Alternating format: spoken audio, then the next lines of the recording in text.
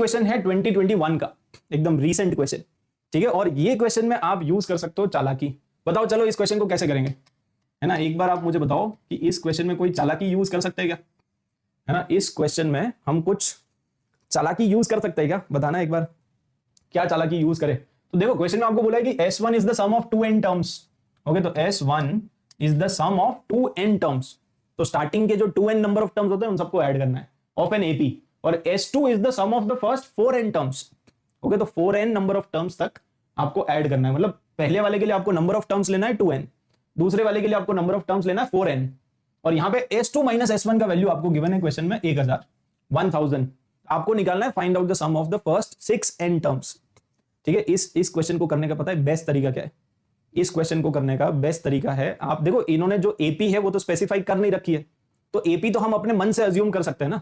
इन्होंने इनका जो आंसर है it is independent of AP आप कुछ भी ले लो। तो AP आप ये वाली ले लो 1 1 1 वाली 1,1,1 सबसे सिंपलेस्ट AP कौन सी होती है, कांस्टेंट AP। तो आप एक काम करो, यहाँ पे ऑब्जेक्टिव अप्रोच क्या बन सकता है, ऑब्जेक्टिव अप्रोच ये बन सकता है कि आप ये वाली AP ले लो, है ना। क्योंकि आपका जो आंसर है वो तो कांस्टेंट है ना, वो AP पे डिपेंड कर रहा है क्या।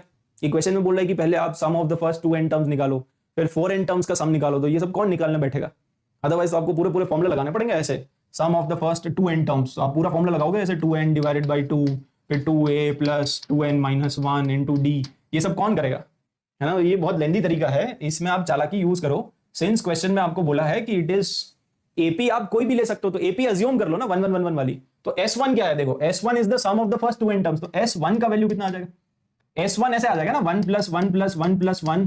आपको कितने टर्म्स ऐड करने हैं, नंबर ऑफ टर्म्स आपको लेना है 2n।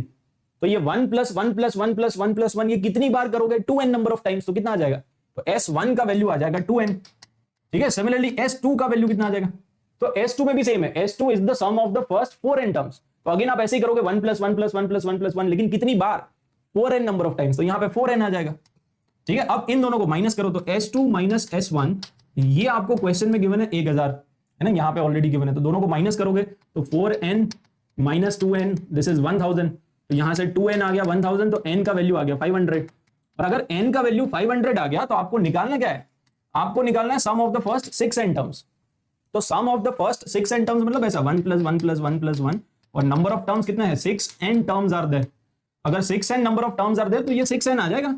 भाई जितने भी नंबर ऑफ टर्म्स है उतनी बार आपने 1 को ऐड किया ना, तो 1 प्लस 1 प्लस 1 प्लस 1 ऐसा कितनी बार, 6n नंबर ऑफ टाइम्स। तो बस 6 इंटू 500, n का वैल्यू आपके पास ऑलरेडी आ गया।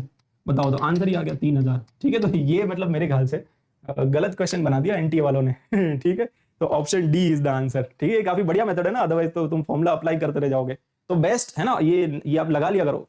ये जो NV स्टाइल मेथड है, सीक्वेंस एंड सीरीज में तो यार मतलब ऐसा कुछ ना कुछ आपको करना पड़ेगा जिससे आपका कैलकुलेशन बचेगा, है ना। और अब आप इसका मेथड भी देखना, इसका प्रॉपर मेथड, हालांकि हम तो नहीं करेंगे है ना, बुक्स वगैरह में आप इसका प्रॉपर मेथड देखना, कम से कम 2 पेज का मेथड होगा ठीक है। तो 2 पेज का मेथड, और वो भी JEE मेन में।